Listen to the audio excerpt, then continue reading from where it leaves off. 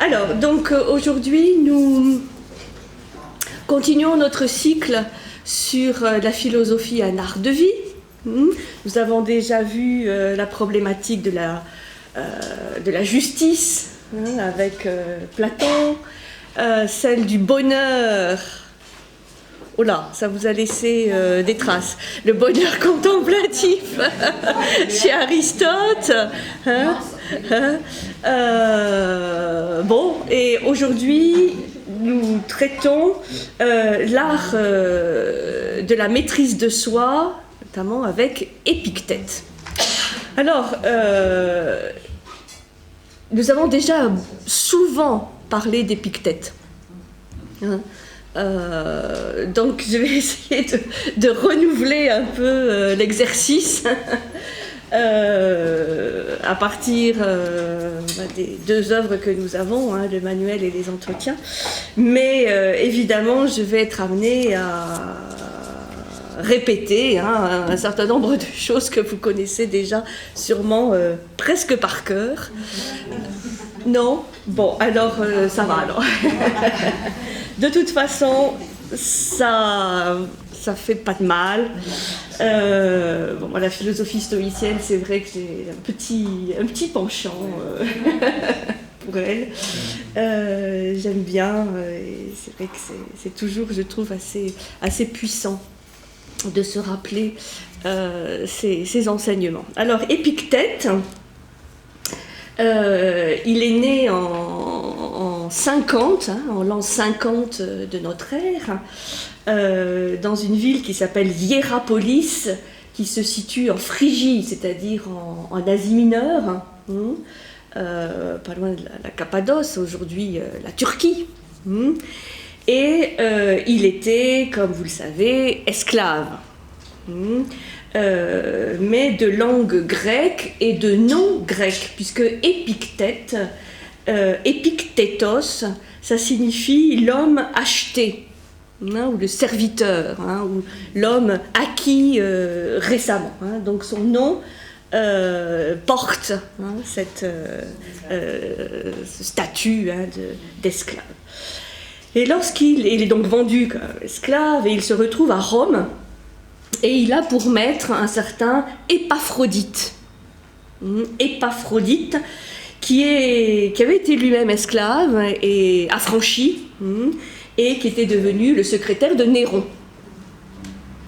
Et cet Épaphrodite, à plusieurs reprises, Épictète nous en parle de ce personnage, et la tradition a conservé une anecdote que vous connaissez, très classique, mais qui est assez significative de l'enseignement stoïcien. On raconte donc qu'Épaphrodite avait enfermé le pied d'Épictète dans une sorte de brodequin d'acier, et qu'il lui tordait la jambe, peut-être pour voir comment un stoïcien réagissait par rapport à la dose. Et donc, Épictète finit par dire paisiblement « Tu vas me casser la jambe ». Épaphrodite continue et effectivement casse la jambe d'Épictète. Et là, celui-ci aurait simplement constaté « Je te l'avais bien dit, la voilà cassée ». Sans autre réaction, sans autre état d'âme. Bon. C'est une anecdote, et c'est la plus connue par rapport à Épictète. Donc,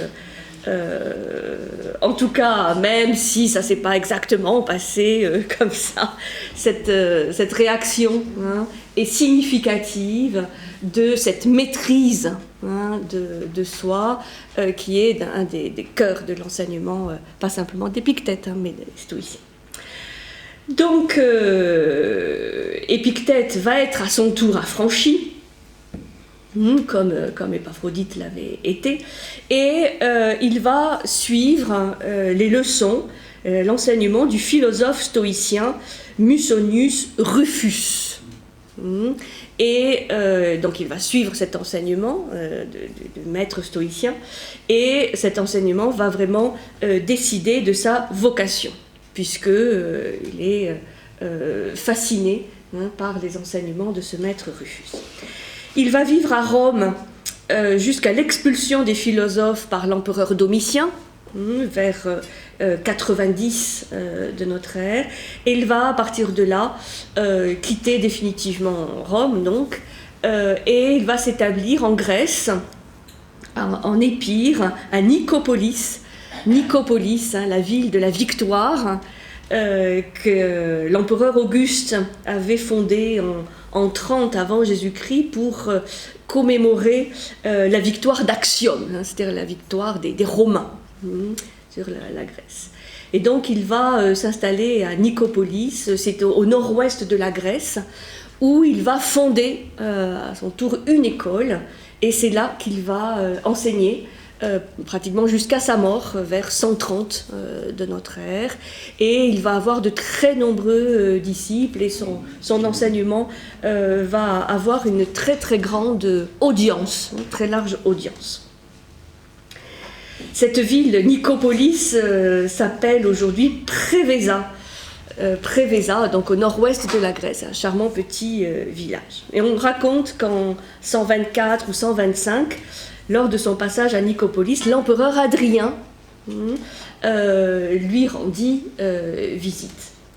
Un de ses disciples les plus célèbres sera l'empereur Marc Aurèle. Donc ça, c'est toujours à souligner comment un ancien esclave a eu pour disciple l'empereur Marc Aurèle, qui lui aussi va faire briller cet enseignement stoïcien, et il va appliquer, notamment c'est ce qu'on voit dans les Pensées pour moi-même de Marc Aurèle, en fait l'enseignement d'Épictète. Il va suivre assez à la lettre les recommandations qu'on va voir d'Épictète. Alors, une autre anecdote qu'on raconte à propos d'Épictète, c'est qu'il vivait très simplement dans une maison dont le mobilier se composait essentiellement d'une table et d'un lit. Il faisait lui-même sa cuisine, son ménage, enfin une vie très, très, très simple. Et on raconte qu'un jour, il avait acheté une lampe de fer, une lampe en fer, c'est-à-dire quelque chose d'un tout petit peu plus précieux que le reste de son mobilier, et qu'un voleur va venir lui dérober cette lampe. Et que, là encore, il se contenta de dire « Eh bien, si ce voleur revient demain, il sera fort surpris, car il ne trouvera plus qu'une lampe de terre. » Voilà. Donc une autre réaction très mesurée par rapport au vol du seul objet précieux qu'il avait dans sa demeure, et tout de suite donc il va remplacer par quelque chose de beaucoup plus simple. Et Lucien, beaucoup plus tard, nous rapporte qu'un ignorant acheta fort cher cette lampe de terre à la mort du philosophe, croyant qu'elle lui donnerait la même lumière que celle qui avait éclairé Épictète. Bon, comme quoi, pour signifier que quand même il avait une réputation, une aura tout à fait exceptionnelle. Alors, Épictète va avoir un certain nombre de disciples, un certain nombre d'élèves, qui sont de très riches jeunes gens, qui se destinent aux plus hautes charges et responsabilités politiques, et notamment, il va y avoir parmi ces élèves un certain Flavianus Arrianus, qu'on appelle maintenant Arrien, A-2-R-I-E-N, qui va avoir une carrière assez intéressante, puisqu'il va rentrer dans l'armée, il va faire carrière dans l'administration romaine, il deviendra même le légat de Cappadoce, et il fut un des historiens d'Alexandre le Grand, cet Arien. Et on a de lui notamment des écrits, très très beaux écrits dans un très très beau style, sur l'expédition d'Alexandre. Donc il va faire partie de tous ces historiens qui racontent l'épopée d'Alexandre, et un autre écrit sur l'Inde. Et Arrien va évidemment jouer un rôle essentiel dans la transmission des enseignements d'Épictète, puisque comme Socrate, qu'il admire beaucoup, Épictète n'écrit rien, un enseignement exclusivement oral, et c'est donc cet élève arien qui va s'occuper de prendre comme en sténographie, parce que c'est une discipline qui existait déjà à l'époque, il va prendre en sténo les cours d'Épictète.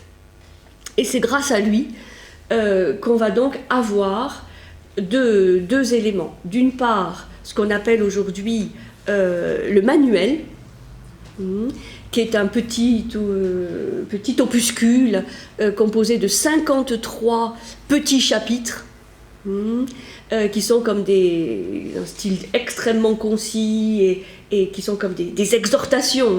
C'est un petit cahier de cours où Arien va résumer le cœur de l'enseignement d'Épictète.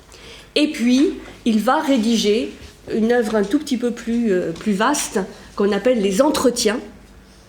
Il va rédiger 8 opuscules, 8 entretiens, dont il ne reste malheureusement que 4. On pense les 4 premiers, donc la moitié des entretiens rédigés par Arien. Et donc ce qui est vraiment intéressant, c'est que Arien va garder le style oral, c'est-à-dire la puissance du style oral d'Épictète, autant dans le manuel que dans les entretiens.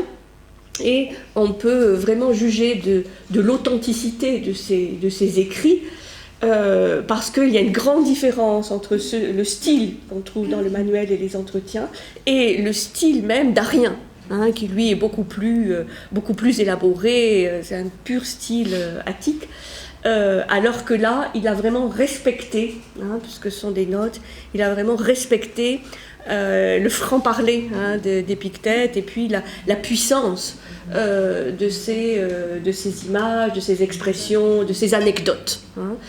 Donc on a la chance d'avoir cet enseignement depuis cette époque reculée, avec une grande fraîcheur de style. Alors l'unique manuscrit que nous possédons de ces textes, du manuel et des entretiens, date de la fin du XIe ou du début du XIIe siècle, puisqu'il y a eu de nombreuses, évidemment, copies, réécritures, mais à l'identique depuis l'époque d'Épictète. Et ce manuel, cet original, se trouve aujourd'hui dans une bibliothèque à Oxford. Oui, c'est les mystères de l'histoire.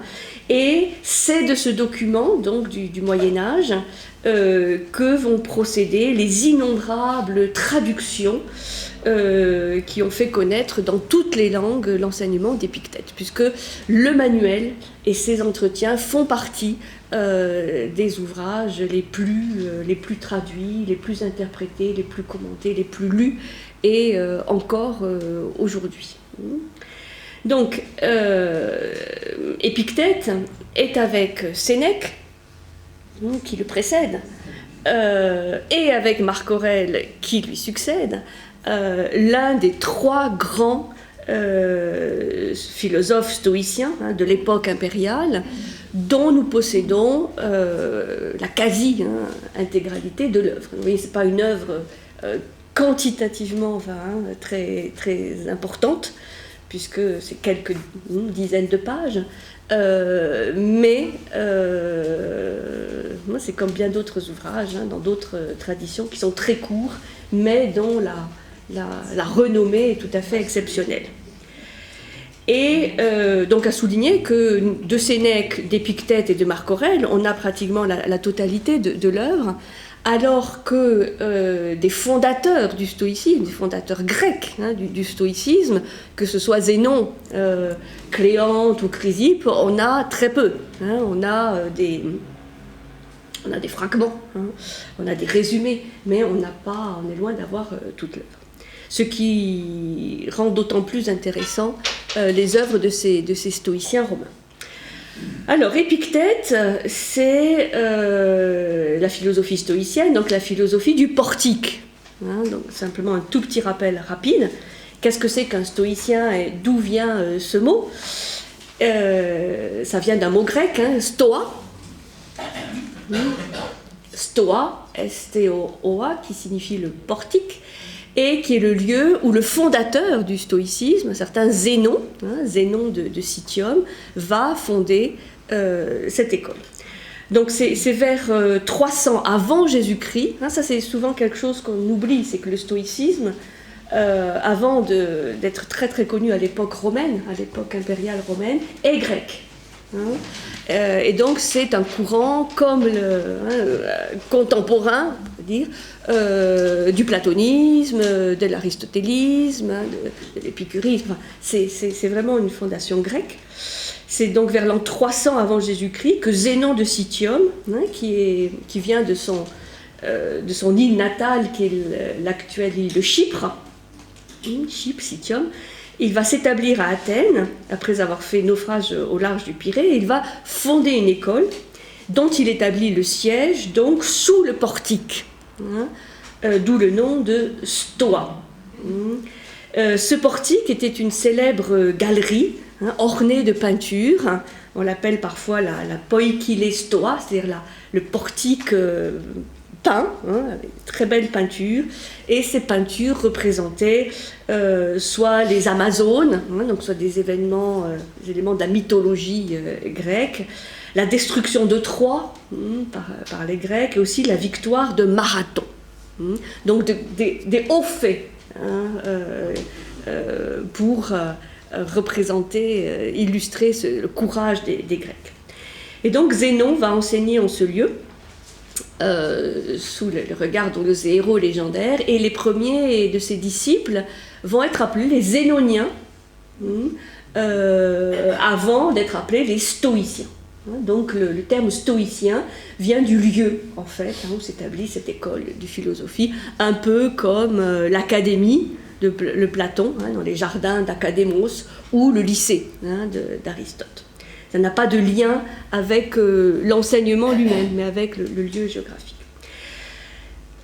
Alors, un enseignement majeur sur lequel vont s'accorder tous les stoïciens, puisqu'il va y avoir le stoïcisme, l'ancien stoïcisme, hein, avec Zénon, avec Cléante, avec Chrysippe, et puis après il y aura le moyen stoïcisme, hein, avec d'autres un peu moins réputés, hein, Posidonius d'Apamée, des gens comme ça, et puis la résurgence, hein, ou le développement du stoïcisme à l'époque romaine, avec les trois grands que j'ai cités, et auxquels on ajoute parfois Cicéron. Mais Cicéron, bon, lui, il n'est pas seulement stoïcien, hein, il a, disons, le plus éclectique, hein, mais il aimait bien quand même l'enseignement stoïcien. Donc, un enseignement majeur de tous ces stoïciens, donc depuis le début jusqu'à l'époque romaine, c'est l'idée selon laquelle l'homme fait partie de la nature, est une entité qu'on ne peut pas dissocier du cosmos, de la nature. C'est-à-dire que l'homme n'est ni au-dessus, ni au-dessous, ni à l'extérieur de la nature, qu'il fait partie intégrante de cette nature qui est vue comme un ensemble organique, harmonieux, équilibré.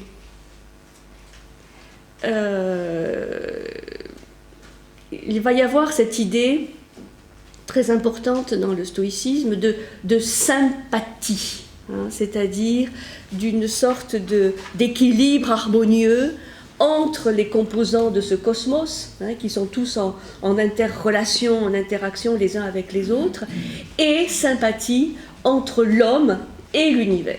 L'homme est un microcosme, ça c'est quelque chose de constant en Antiquité, hein, le microcosme en relation avec le macrocosme. Mais avec le stoïcisme, ça prend vraiment une coloration très particulière. C'est-à-dire qu'il y a une sorte d'immanence, hein, c'est-à-dire de lien très très puissant, d'intégration de l'homme dans le cosmos. Il n'y a pas de transcendance, hein, dans le stoïcisme d'un Dieu supérieur, non. La divinité, la providence, elle est à l'intérieur du cosmos. Hein. Elle fait corps avec le cosmos, et l'homme fait partie de ce cosmos. C'est pour ça que, compte tenu de cette vision, qui fait partie de leur physique, c'est-à-dire de leur vision du cosmos, il va y avoir une éthique qui va en découler directement, c'est que l'homme ne peut pas faire mieux que de conformer son action, son attitude, à celle de la nature, c'est-à-dire de vivre, selon l'expression consacrée, vivre conformément à la nature. Il n'y a pas de plus haute activité de l'homme que de vivre conformément à la nature, à sa nature, mais qui sont intimement liés. Et donc, dans la philosophie d'Épictète, cette exhortation stoïcienne va prendre un caractère très, très particulier, puisqu'il va décliner en fait cette injonction de multiples manières. Alors, comment lire Épictète? Je reviens un petit peu sur son œuvre, puisqu'il y a une remarque qui s'impose, je pense, c'est que nous disposons de deux textes dans deux styles différents. Le manuel va en fait dresser devant nous la statue, on pourrait dire, du sage idéal. Ce sont 53 tout petits chapitres, paragraphes, qui vont donner un certain nombre d'exhortations que certains vont apprendre par cœur même, pour donner comme un vadémécum, un glossaire de la bonne conduite, de comment se conduire, comment penser, comment réagir pour être un sage, pour devenir un sage, même si c'est un peu toujours un idéal, quelque chose vers lequel tendre. Et puis on a les entretiens où là on voit beaucoup plus l'homme, le philosophe, le maître, mais qui est proche de ses élèves, de ses disciples, et à qui il va donner un certain nombre de conseils par rapport à des situations concrètes de la vie, de tous les jours. Et là, on voit beaucoup plus comme un cahier de notes que va prendre Arrien par rapport à des choses de la vie courante. Donc, sont deux styles un peu différents, mais avec un même projet derrière. Et ce projet fondamental, qui est à la fois philosophique et pédagogique, s'articule autour de la question essentielle: qui veux-tu être? Qui est la question initiale, point de départ. Et d'abord, qui veux-tu être? Et ce projet, autour de cette question, permet de comprendre le point de vue des deux côtés, des élèves et des disciples et du maître. Pour les élèves, il s'agit d'entrer dans cette école d'Épictète avec la volonté, je cite, de vivre content sous le gouvernement divin. Ça, c'est un petit extrait des entretiens. La volonté de vivre content sous le gouvernement divin. Je vais expliciter ce que ça veut dire.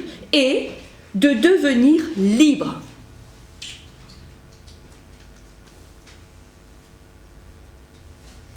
Je ne sais pas si c'est le fait d'avoir été esclave qui rend Épictète si sensible à la notion de liberté, mais il est évident que c'est le cœur.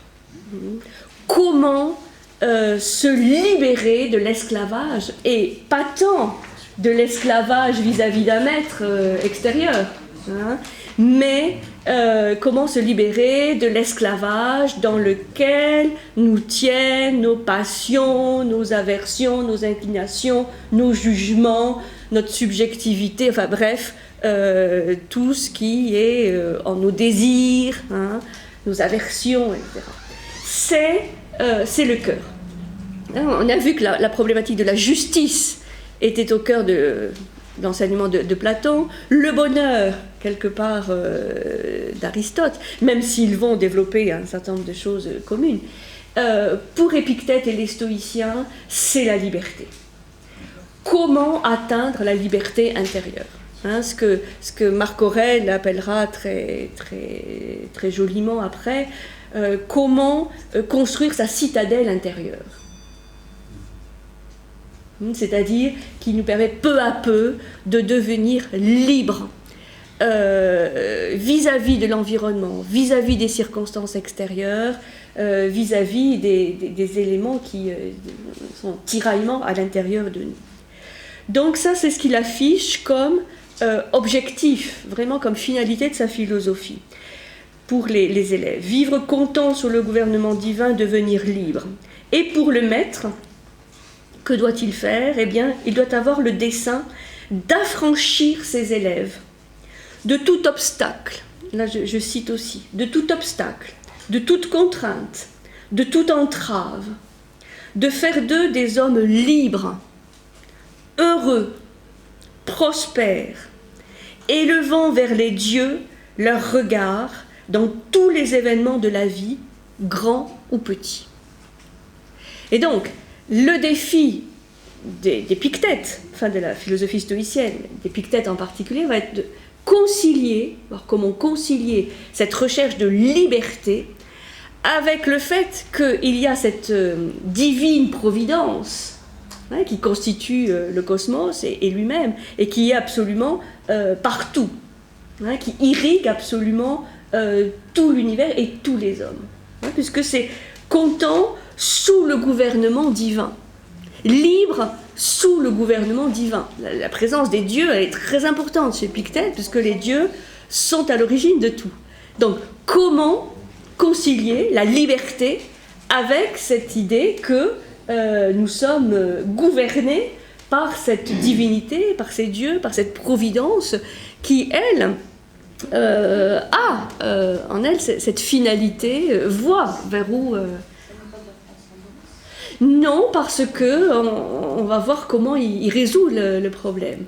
Ce n'est pas de la transcendance, non, ça reste immanent, mais c'est, d'une manière très, très résumée, le fait de s'approprier, d'intérioriser, de faire sien, en fait, cette finalité, cette nature divine, pour que, en y obéissant, on devienne libre.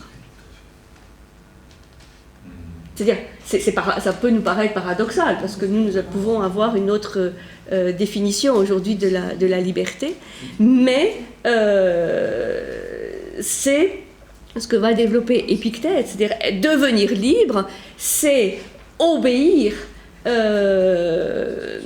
en assumant l'intégration dans cette loi divine et en y obéissant. Alors, là, évidemment, c'est très délicat. C'est très délicat parce que la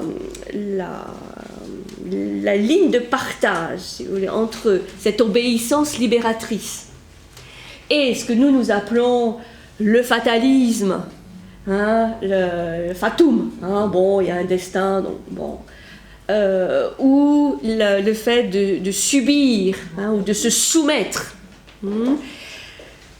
La frontière est fine. Et c'est pour ça que souvent, à l'époque plus moderne, hein, ou contemporaine, cette philosophie stoïcienne est vue comme quelque chose d'assez monstrueux, dans le sens de se soumettre, hein, au fatum, au destin, et de perdre justement son libre arbitre. C'est une vision moderne. Parce qu'en fait, dans la vision antique et la vision d'Épictète, il n'y a pas plus grande liberté qu'au d'obéir aux lois de la nature. Et qui pour Épictète, oui, est rempli de Dieu, est rempli de bon, donc c'est ça qu'on va essayer de voir. Très tranquille. De la transcendance, puisqu'il y a du divin en fait. Ah, mais c'est différent. Et la transcendance. Du cosmos, en fait, il y a quand même matérialisé en fait le divin dans le cosmos. Ah oui, mais ça veut pas dire la transcendance. La transcendance, c'est des concepts complexes, hein, transcendance, immanence. Mais quand on dit transcendance, en général, notamment par rapport au divin, c'est qu'il y a soit une extériorité du divin par rapport à l'homme, soit une supériorité, soit les deux. Et c'est ça qui s'oppose à l'immanence, où il n'y a ni supériorité ni extériorité. C'est-à-dire que le divin est en soi. Il est à l'intérieur, il n'est pas extérieur, et il n'est pas au-dessus, il est dedans. Et là, cette vision stoïcienne, et celle d'Épictète, elle est immanente. Et c'est pas parce qu'on parle de Dieu qu'il y a forcément transcendance. Attention, nous avons des formes religieuses qui sont immanentes. Le panthéisme, l'animisme, c'est des formes où Dieu est à l'intérieur. Donc, comment trouver Dieu, mais essentiellement en soi. On va voir ça très tranquillement, parce qu'il est vrai que il y a eu beaucoup de commentaires, beaucoup d'interprétations de ces textes, et très souvent, on plaque. On plaque, on projette sur ces notions des choses qui sont beaucoup plus, viendront après. Ce qui empêche de percevoir ce subtil équilibre, parce que c'est une exigence d'équilibriste, que de suivre et d'appliquer cette philosophie stoïcienne. Donc, vous notez les questions, les trucs qui... Alors, donc, quel genre d'homme veux-tu être? Ça, c'est un peu le point de départ. Et là, je vais vous lire quelques extraits des entretiens et du manuel pour que vous voyez un petit peu vraiment dans le texte comment il explique ceci. Alors, dans les entretiens, voilà ce qu'il explique. C'est dans le livre 1, chapitre 17. Nous sommes composés de deux natures bien différentes. D'un corps qui nous est commun avec les bêtes et d'un esprit qui nous est commun avec les dieux. Les uns penchent vers cette première parenté, s'il est permis de parler ainsi, parenté malheureuse et mortelle. Et les autres penchent vers la dernière, vers cette parenté heureuse et divine. De là vient que ceux-ci pensent noblement et que les autres, en beaucoup plus grand nombre, n'ont que des pensées basses et indignes. Que suis-je, moi? Voilà un peu le choix. Que suis-je, moi? Un petit homme très malheureux, et ces chairs dont mon corps est bâti sont effectivement très chétives et très misérables. Mais tu as en toi quelque chose de bien plus noble que ces chairs. Pourquoi, t'éloignant donc de ce principe si élevé, t'attaches-tu à ces chairs?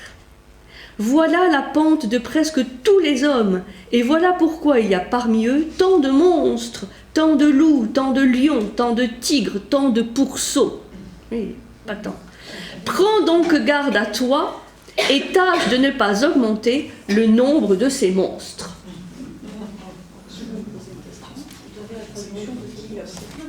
Oui, bien sûr. Alors, c'est la traduction de Jean Brun. En tout cas, c'est les textes choisis par Jean Brun, qui est un des grands spécialistes du stoïcisme. C'est lui qui a écrit un très beau « Que sais-je » sur les stoïciens. Il y a plein de traductions différentes. Et là, Jean Brun, c'est une référence. Donc, vous voyez, voilà, il y a une double nature dans l'homme. Il y a un choix à faire. Un autre petit passage, les entretiens du livre 2.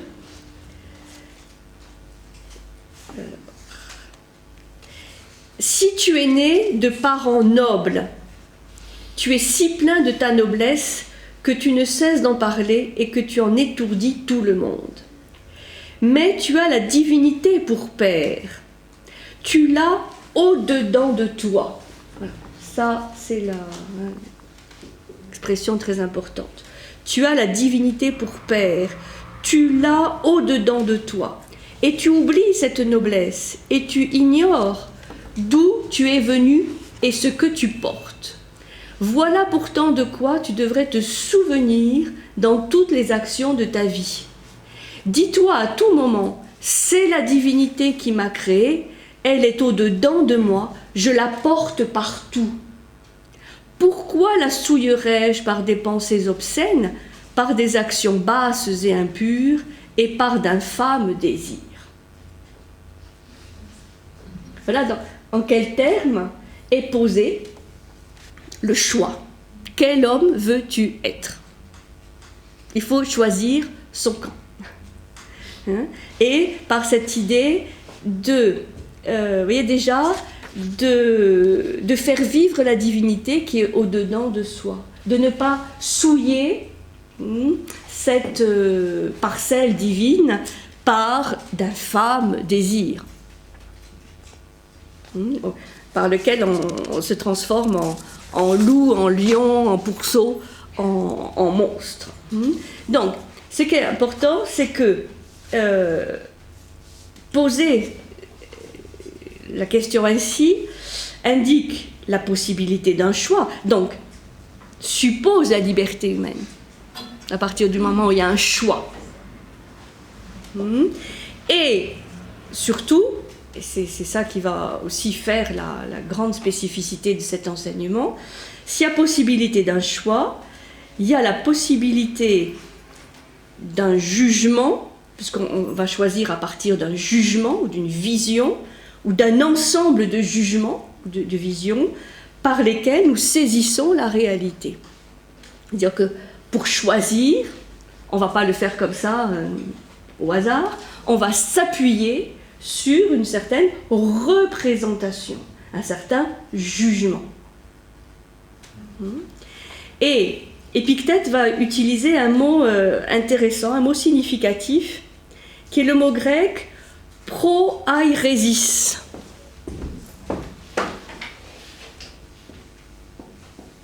Proairesis.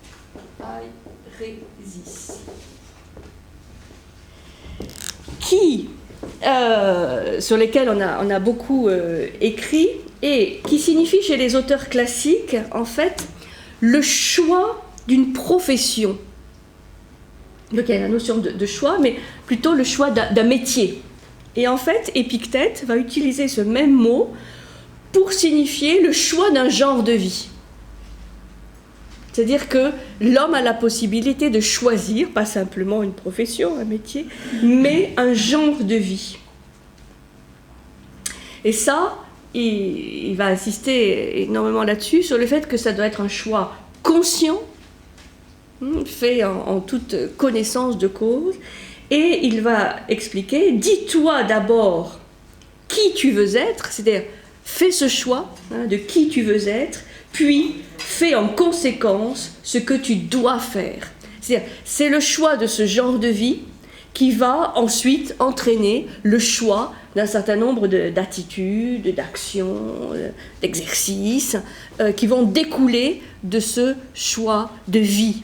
Donc, beaucoup plus important même que le choix d'un métier, le choix d'un genre de vie. Tu fais le choix de quelle nature en toi, de la nature animale ou de la nature divine. Alors, là-dessus, on a d'autres textes intéressants.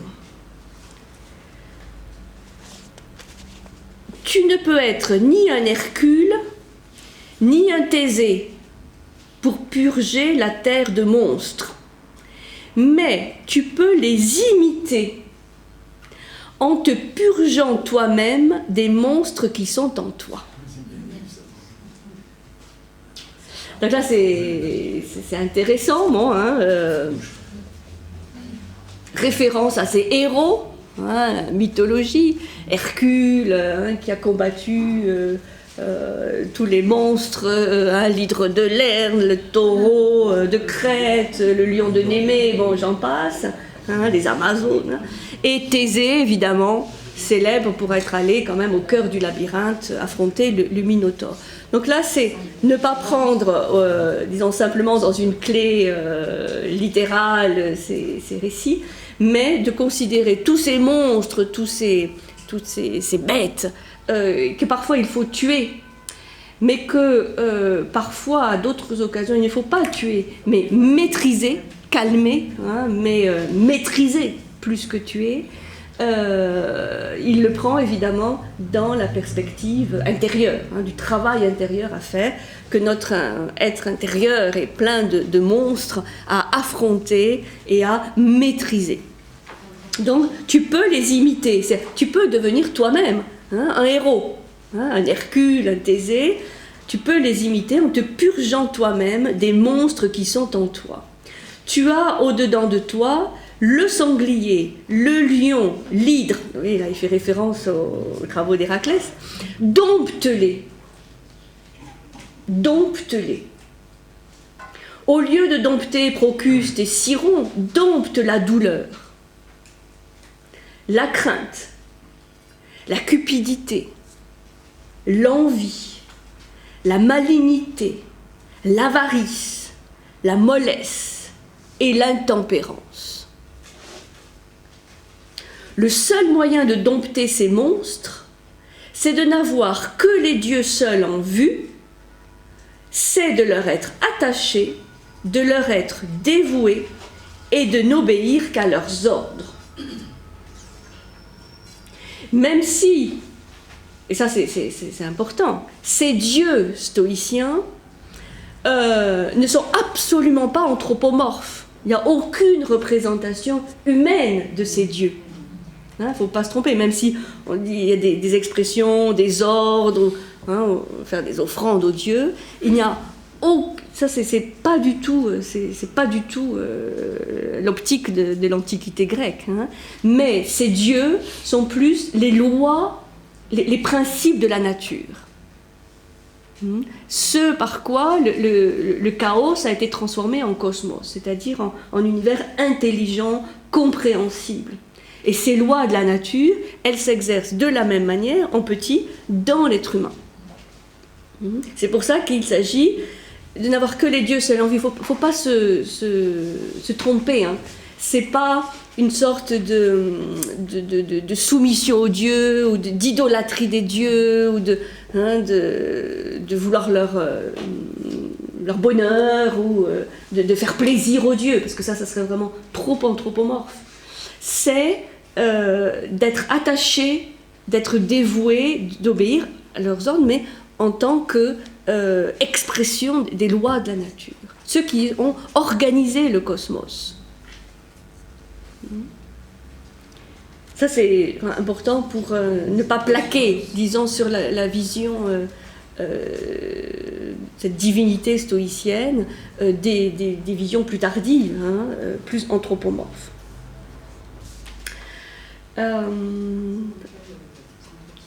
Alors c'est l'entretien livre 2. Livre 2, et j'avais choisi, voilà, un autre petit paragraphe qui suit. Pourquoi fais-tu le stoïcien? Prends donc le nom que tes actions demandent, et ne t'orne point d'un nom qui ne te convient point et que tu ne fais que déshonorer. Je vois bien des hommes qui débitent les maximes des stoïciens, mais je ne vois point de stoïciens. Montre-moi donc un stoïcien, je n'en demande qu'un. Bon, là c'est montrer que être un vrai stoïcien, c'est pas aussi évident, même si certains vont parader, dire je suis stoïcien. Il n'en demande qu'un. C'est comme Diogène qui cherchait l'homme.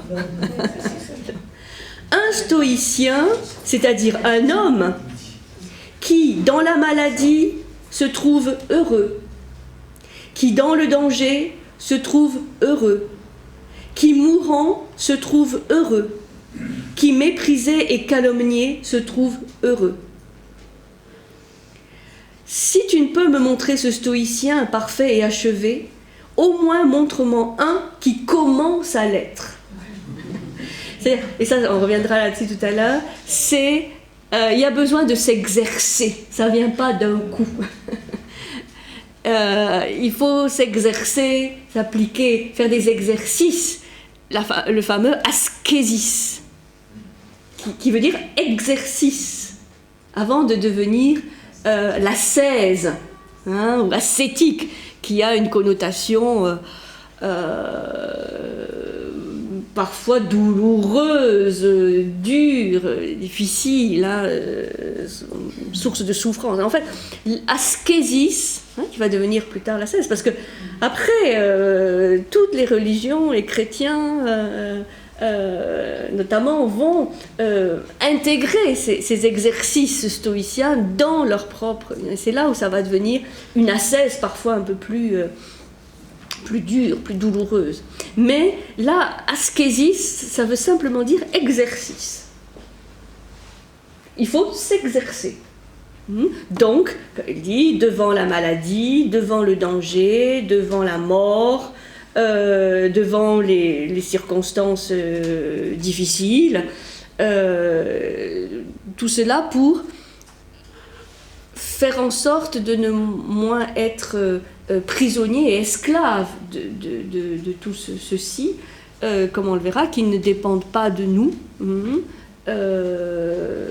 pour pouvoir quand même être heureux. Alors, il ne s'agit pas d'une béatitude, d'être heureux sans connaissance de cause, mais d'affronter justement tous ces éléments sans perdre cette joie ou ce bonheur intérieur que d'être en sympathie, en fait, en harmonie avec le cosmos. Ne frustre point un vieillard comme moi de ce grand spectacle, dont j'avoue que je n'ai encore pu jouir. Montre-moi un homme qui veuille se conformer à la volonté des dieux, qui ne se plaigne jamais ni des dieux ni des hommes, qui ne soit jamais frustré dans ses désirs, qui ne soit blessé de rien, qui n'ait ni envie, ni colère, ni jalousie, et qui, dans ce corps mortel, entretienne un secret commerce avec les dieux, et qui désire dépouiller l'homme pour devenir un dieu. C'est-à-dire de maîtriser cette nature animale, enfin, qui fait partie de la nature humaine, pour s'élever à la nature divine. C'est pour ça qu'il n'en a pas rencontré beaucoup, qu'il n'en a même rencontré aucun, mais qu'il dit, bon, montre-moi au moins des gens qui sont sur ce chemin, qui sont progressants. Au moins, ça, vous voyez, il dit ça quand il est déjà âgé. Bon. Par contre, des gens qui se disent stoïciens, c'est peut-être... il y en avait plus, mais des véritables stoïciens, il n'en a pas beaucoup. Donc, ce choix de vie, cette idée fondamentale de la souveraineté du choix, c'est-à-dire, ça c'est très important, je crois, pour bien comprendre cette philosophie. Il y a cette souveraineté dans l'homme de la liberté, de choix, sans laquelle il ne peut pas y avoir de philosophie. Parce que la philosophie en tant qu'amour de la sagesse, ou de tendre vers cette sagesse, suppose qu'il y a une liberté.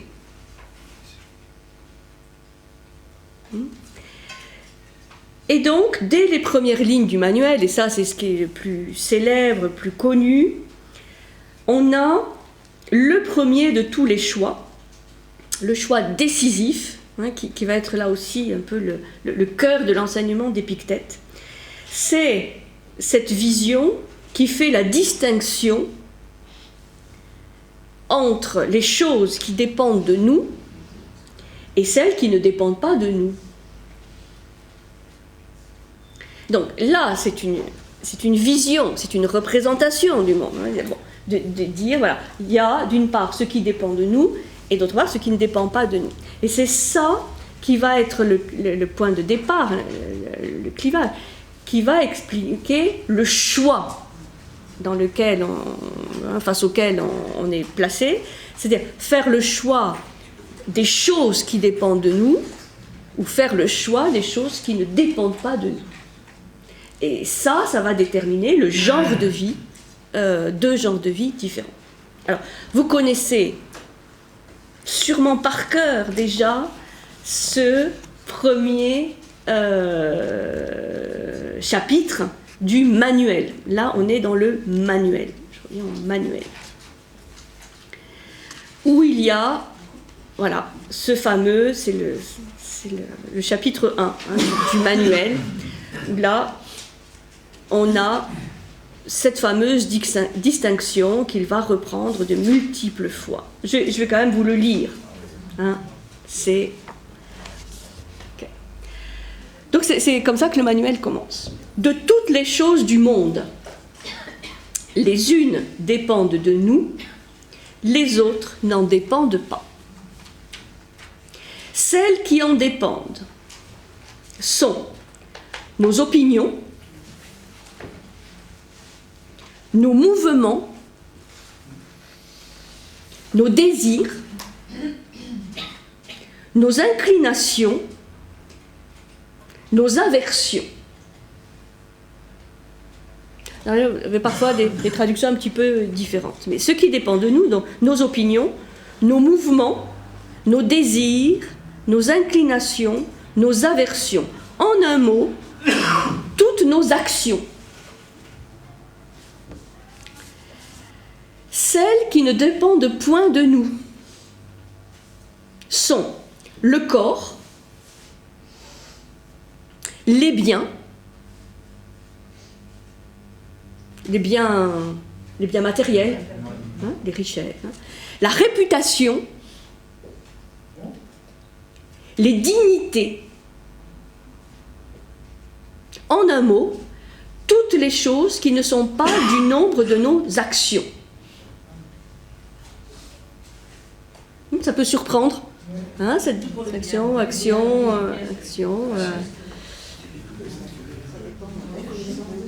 Voilà, donc, vous voyez, c'est très court. Donc, il y a les choses qui dépendent de nous, et celles qui n'en dépendent.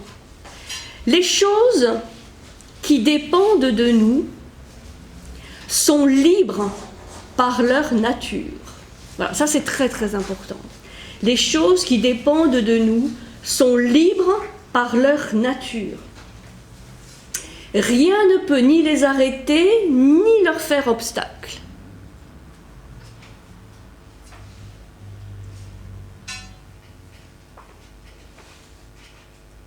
Celles qui n'en dépendent pas sont faibles, esclaves, dépendantes, sujettes à 1000 obstacles et à 1000 inconvénients et entièrement étrangères.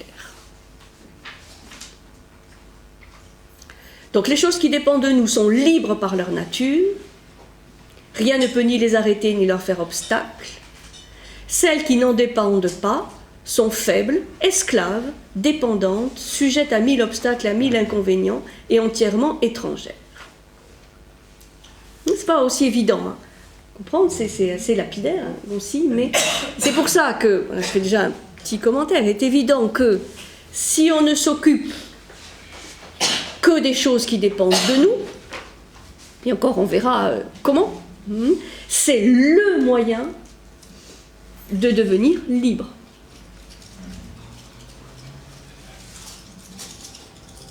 Le fait de s'occuper des choses qui n'en dépendent pas, c'est renforcer la faiblesse, l'esclavage, la dépendance.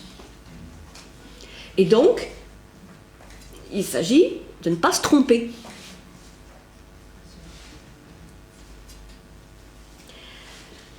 On y reviendra. Souviens-toi donc que si tu crois libre les choses qui de leur nature sont esclaves, et propres à toi celles qui dépendent d'autrui, tu rencontreras à chaque pas des obstacles. Tu seras affligé, troublé, et tu te plaindras des dieux et des hommes. Au lieu que si tu crois tiens ce qui t'appartient en propre, et étranger ce qui est à autrui, jamais personne ne te forcera à faire ce que tu ne veux point, ni ne t'empêchera de faire ce que tu veux. Tu ne te plaindras de personne, tu n'accuseras personne, tu ne feras rien, pas même la plus petite chose, malgré toi. Personne ne te fera aucun mal, et tu n'auras point d'ennemis, car il ne t'arrivera rien de nuisible. Aspirant donc à de si grands biens, souviens-toi que tu ne dois pas travailler médiocrement pour les acquérir, et que, en ce qui concerne les choses extérieures, tu dois entièrement renoncer aux unes et remettre les autres à un autre temps. Car si tu cherches à les accorder ensemble, et que tu poursuives et ces véritables biens, et les richesses, et les dignités, peut-être n'obtiendras-tu même pas ces dernières pour avoir désiré les autres. Mais certainement, tu manqueras d'acquérir les biens qui peuvent seuls faire ta liberté et ton bonheur. Ainsi, devant toute imagination pénible, sois prêt à dire « Tu n'es qu'une imagination et nullement ce que tu parais ». Là, imagination, c'est la traduction de fantasia, c'est-à-dire plutôt la notion de représentation. C'est-à-dire, là, c'est pour ça que ce premier chapitre, il est fondamental, parce qu'il y a tout dedans. Devant toute, on va dire, représentation pénible, sois prêt à dire « Tu n'es qu'une représentation et nullement ce que tu parais ». C'est-à-dire, là, il va y avoir toute cette notion aussi importante de la représentation et que nous agissons en fonction de la manière dont nous représentons les choses, dont nous nous représentons nous-mêmes et les choses dites extérieures. Ensuite, examine-la bien, dans cette imagination, cette représentation, approfondis-la et pour la sonder, sers-toi des règles que tu as apprises, surtout de la première, qui est de savoir si la chose qui te fait de la peine est du nombre de celles qui dépendent de nous ou de celles qui n'en dépendent pas. Et si elle est du nombre de celles qui ne sont pas en notre pouvoir, dis-toi sans balancer, cela ne me regarde pas. Cela ne me regarde pas. C'est-à-dire, c'est la fameuse, ça a été très très très mal compris, la fameuse indifférence. Indifférence vis-à-vis des choses qui ne dépendent pas de nous. C'est monstrueux. Il faut essayer de bien comprendre ce que ça veut dire. Indifférence, c'est-à-dire que toutes ces choses qui ne dépendent pas de nous sont indifférenciées, c'est-à-dire on ne doit pas s'y attacher de manière différenciée. Tout ça fait partie des choses ou des circonstances qui ne dépendent pas de nous.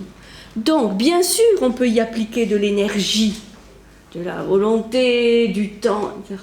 Mais ce sera en vain par rapport à ce qui pourrait peut-être être la priorité, qui est de s'appliquer, de s'attacher avec tout le pouvoir que l'on a aux choses qui dépendent de nous. L'enseignement d'Épictète est un enseignement sur le pouvoir, sur la puissance, sur la liberté que l'on a. Et bien souvent, ça a été interprété à l'envers. La soumission, du fatalisme, l'indifférence. Non. C'est la mise en évidence que nous avons un immense pouvoir, une grande puissance intérieure, une immense volonté. Il s'agit de l'appliquer sur les bonnes choses. Parce que si cette puissance, ce pouvoir, on l'applique sur les choses qui ne dépendent pas de nous, on va s'épuiser, on va avoir des résultats, mais qui ne seront pas les résultats intérieurs attendus. Et qui, ces résultats pouvant être perdus du jour au lendemain, puisqu'on n'a pas la maîtrise, ça dépend des circonstances extérieures, ça sera source de beaucoup de frustration, d'agitation, de ressentiment, c'est-à-dire exactement le contraire de ce que l'on recherche. Alors, vous voyez, c'est vraiment, je crois, enfin, j'insiste sur cette possibilité souveraine du choix que l'on a et du pouvoir, de l'immense pouvoir que nous avons sur nos actions ou sur nos désirs, sur nos aversions. Et c'est ça qu'il va aussi mettre en évidence, c'est que parfois dans la sphère politique, il y a une vision erronée de ce pouvoir. Il dit que les hommes politiques, en général, en fait, ne souhaitent pas changer le monde. Mais ils maintiennent l'illusion que les choses qui dépendent de nous ne sont pas en notre pouvoir. Les artifices du pouvoir politique ont pour objet de dissiper le vouloir vers ce qui ne dépend pas de nous, en le détournant de s'appliquer à ce qui est en notre pouvoir. Bien. Que, voilà, c'est une petite application par rapport à la sphère du politique, où les hommes politiques, ne voulant pas changer le monde, mais surtout garder le pouvoir, ils font croire au peuple qu'il faut appliquer leur pouvoir sur ce qui ne dépend pas d'eux. Plutôt que dire, vous avez du pouvoir sur ce qui dépend de vous. Parce que comme ça donne une extraordinaire excuse de dire « Ah, mais on a le pouvoir, mais sur des choses qui ne dépendent pas de nous. Donc, s'il n'y a pas de résultat, c'est pas notre faute. C'est parce que nous pouvons appliquer notre pouvoir, mais sur des choses qui ne dépendent pas de nous. Et donc, il y a plein de choses qui ne sont pas en notre pouvoir. » Et il dit « C'est un jugement erroné. » Parce qu'en fait, il y a beaucoup plus de choses qui dépendent de nous, qu'on veut bien le dire, et il suffit d'appliquer ce pouvoir, d'appliquer cette volonté sur ce qui dépend de nous pour obtenir des changements.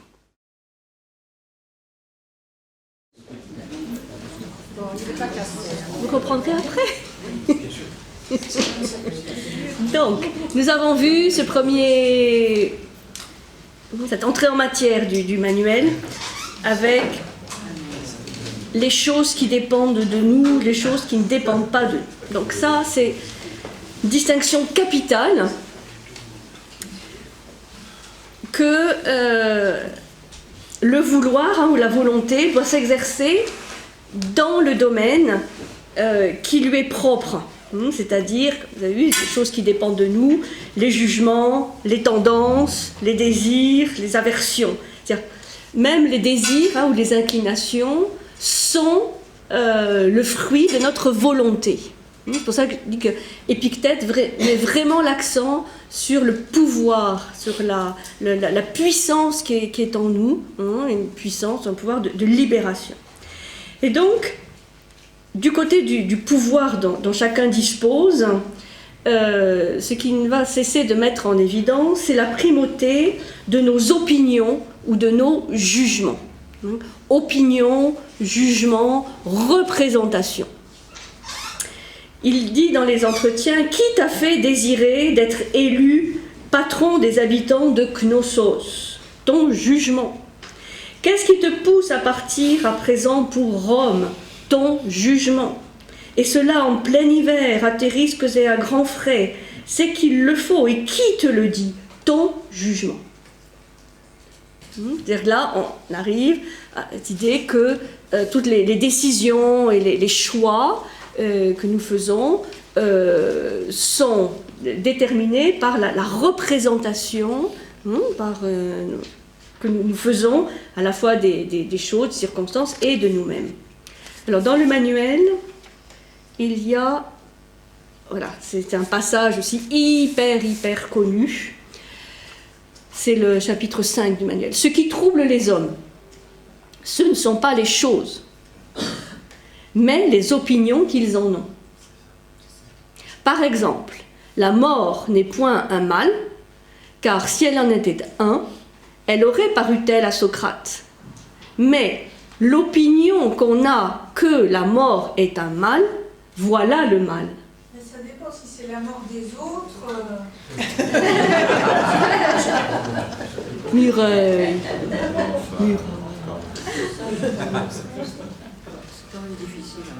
Je sais que c'est difficile, c'est pour ça que je vous... Lors donc que nous sommes contrariés, troublés ou tristes, n'en accusons point d'autres que nous-mêmes, c'est-à-dire nos opinions. Accuser les autres de ces malheurs, cela est d'un ignorant. N'en accuser que soi-même, cela est d'un homme qui commence à s'instruire. et n'en accuser ni soi-même ni les autres, cela est d'un homme déjà instruit. Ça, c'est donc le passage vraiment très, très, très important. La source de la souffrance des hommes n'est pas tant ce qui lui arrive, les circonstances, que la manière dont il se les représente. Et ce qui est très puissant dans cette argumentation, c'est que justement, cette représentation, ce jugement, est ce qui dépend de nous. C'est justement dans ce domaine que l'on a toute liberté d'action, toute marge de manœuvre. Parce que ça ne dépend que de nous. Vous savez, appliquer le vouloir sur ce qui dépend de nous, justement sur ses opinions, ses jugements, ses assentiments. Un autre petit passage là-dessus, toujours du manuel.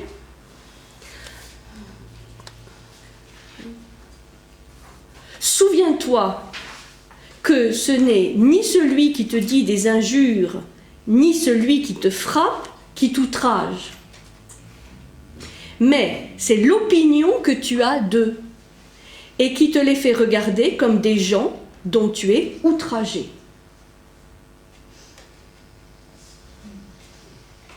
Quand quelqu'un donc te chagrine et t'irrite, voilà. Donc on descend en octave parce que c'est sûr qu'il y a des choses qui sont plus difficiles que d'autres. Mais quand quelqu'un te chagrine et t'irrite, bon, ce qui nous arrive tous les jours, hein, sache que ce n'est pas cet homme-là qui t'irrite, mais ton opinion. Efforce-toi donc avant tout de ne pas te laisser emporter par ton imagination. Car si une fois tu gagnes du temps et quelques délais, tu seras plus facilement maître de toi-même. Très concret, hein? Contrariété, chagrin, insulte. Bon, qu'est-ce qui fait souffrir? C'est la manière dont on se le représente. Et ça, c'est vraiment une bonne question. Je me le représente comment, celui qui m'insulte? C'est comme un autre exemple. On donne un cadeau à quelqu'un, bon, ben, le cadeau, on peut le rendre. La personne qui on fait un cadeau peut le rendre. L'insulte, c'est pareil. Ou la contrariété. Enfin, on ne doit pas placer son identité dans cet événement conjoncturel, temporel. Et la représentation, l'opinion, le jugement, où on va donner son assentiment à quelque chose qui est très puissant, et ça, on peut le changer. Quand il dit gens qui progressent, s'exercer sur cette voie, ça en fait partie. S'attaquer à son système de représentation. Ça n'enlève pas le problème. Mais ça change le filtre, oui, complètement, le filtre à travers lequel on le voit. Donc, c'est précisément ce domaine des représentations et des jugements qui ne dépend que de nous, puisque la possibilité d'un usage droit, c'est-à-dire correct, de nos représentations, nous appartient en propre. Et il va même plus loin, il dit, c'est ce qu'il y a de meilleur et de plus haut chez l'être humain. C'est cette conviction qui anime l'existence de celui qui veut vivre vraiment libre et heureux. Plus radicalement, c'est elle qui le fait réellement libre et heureux. C'est-à-dire qu'il n'y a pas d'autre moyen que d'être libre et heureux que de travailler sur ce domaine des représentations. Sans cette conviction fondamentale que nous sommes les maîtres de ce qui est en notre pouvoir, nous restons voués aux diverses formes possibles de l'esclavage.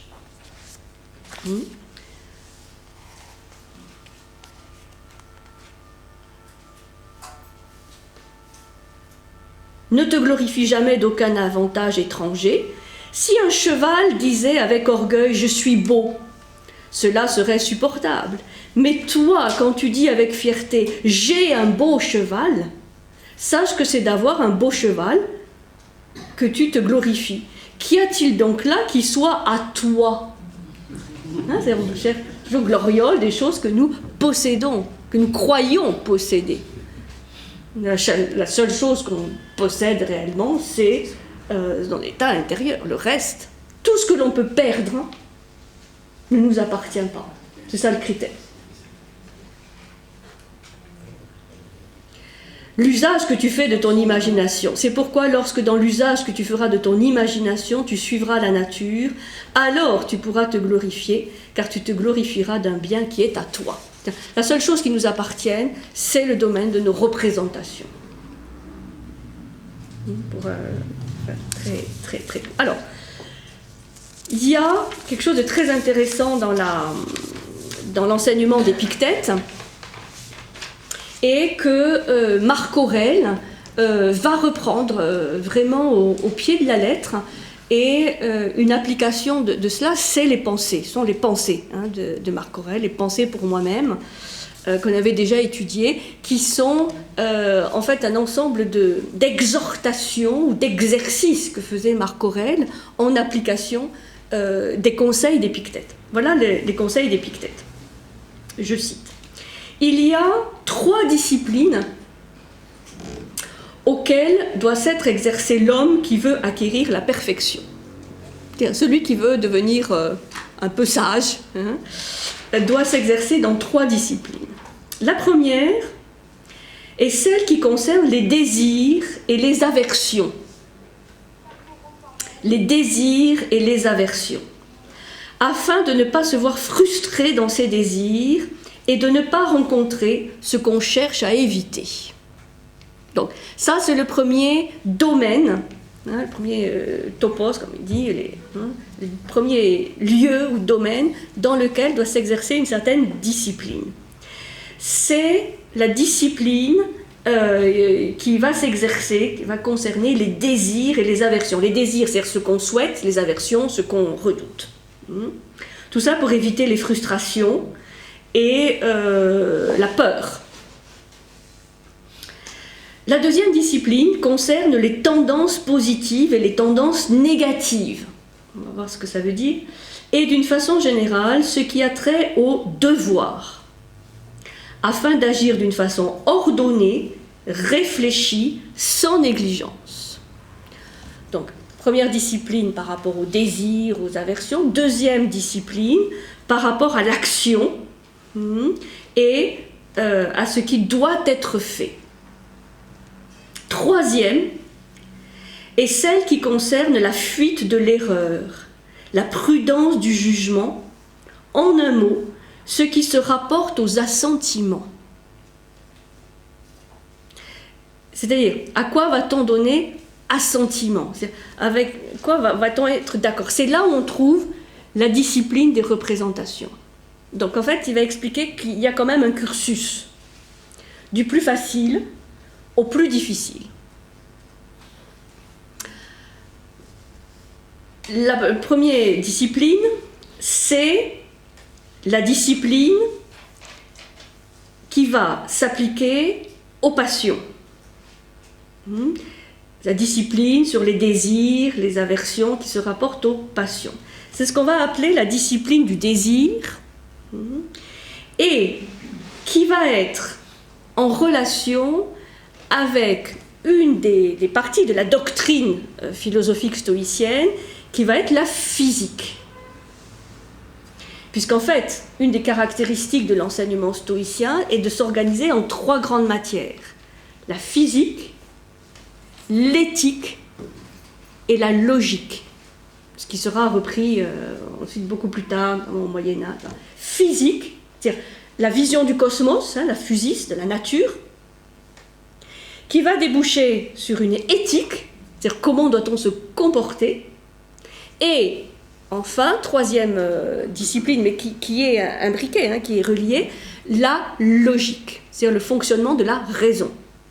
Donc, il faut bien retenir, physique, éthique, logique. C'est fait à peu près pour toute philosophie, ça, non? Là, c'est vraiment explicité de manière très, très, très précise par les stoïciens, parce qu'ils ont une conception de l'univers quand même particulière, hein, de la physis, de la nature, ce qu'on voyait tout à l'heure, hein, une vision immanente, hein, qui va donc déboucher immédiatement sur une éthique, c'est-à-dire de ne se comporter qu'avec la préoccupation de l'autre, hein, c'est-à-dire des conséquences de sa propre action sur le collectif, parce que, et ça découle directement de leur physique, et ensuite la logique, la raison, c'est-à-dire comment doit se comporter une âme raisonnable, qui est quand même une spécificité là aussi stoïcienne, puisque leur providence, cette vision de la divinité, de la providence, est rationnelle. Donc c'est une articulation vraiment très intéressante, physique, éthique, logique. C'est en tout cas dans cet ordre que va l'expliquer Épictète.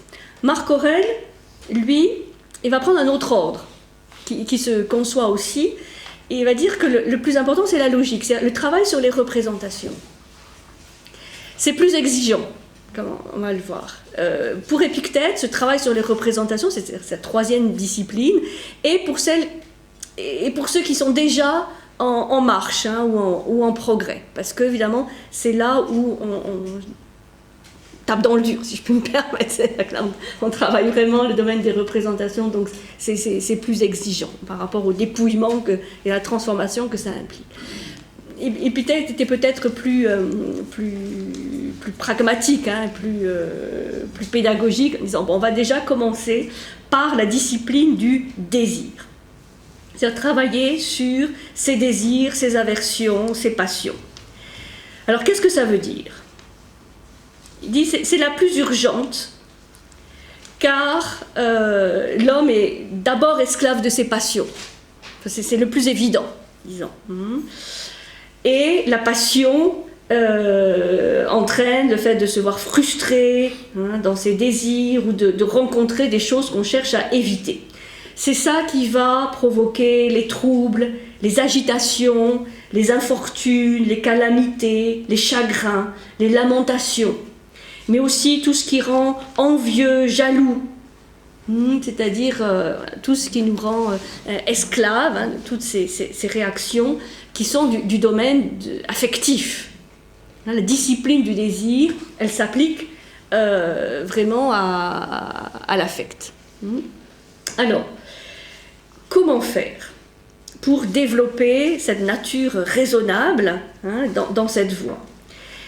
Eh bien, c'est quand on a de désir et d'aversion que pour ce qui dépend de nous, et d'accueillir avec joie tout ce qui est donné en partage par la nature universelle. C'est là où on voit que c'est lié à la physique. Parce que c'est le fait d'être convaincu, enfin, sentir que faisant partie de cette nature rationnelle, intelligente, hein, universelle, on ne peut aller que dans le sens de cette nature. Or, cette nature étant rationnelle, le cosmos étant rationnel, il est forcément harmonieux, juste, équilibré. Et donc, le fait de se comporter ainsi, c'est se comporter de manière universelle. Vous savez que les stoïciens vont aussi développer cette notion de citoyen du monde, sentir citoyen du monde. Ça, c'est plutôt dans la sphère politique et de l'action. Mais ça suppose que déjà, pour l'individu, de se sentir vraiment une petite parcelle de cet univers. Et que si l'univers est rationnel, et équilibré, et harmonieux, du juste milieu, bon, soi-même, on doit être cela. Et donc, éviter tous les désirs ou toutes les aversions sur les choses qui ne dépendent pas de nous. C'est ça qu'ils vont, Épictète et les stoïciens vont expliquer comme étant la recherche de l'absence de trouble ou l'absence d'agitation, hein, cette fameuse ataraxie que vous aimez tant. Ataraxie, l'absence de trouble, l'absence d'agitation. Puisque on ne désire pas des choses qui ne dépendent pas de nous, dans le sens d'y être attaché. On ne craint pas ce qui ne dépend pas de nous. Comme je disais, le problème n'est pas tant d'avoir peur, comme la fameuse peur de la mort. Le temps n'est pas de ne pas avoir peur, que de ne pas avoir peur de la peur.